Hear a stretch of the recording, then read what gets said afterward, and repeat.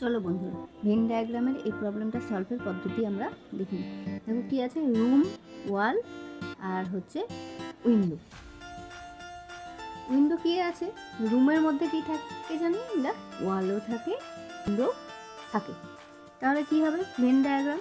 তাহলে কি কি দেখলাম আমরা, যে রুমের মধ্যে আমাদের কি থাকে, তাহলে কি এটা হবে রুম।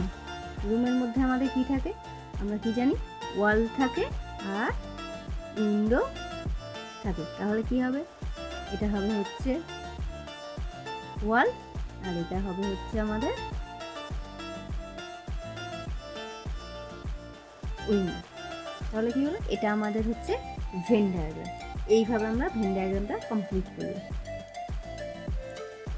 তাহলে বন্ধুরা, তোমরা এই প্রবলেমটা সলভ করে বলো তো এর অ্যান্সার কী হবে, আমাকে কমেন্টে জানাবে।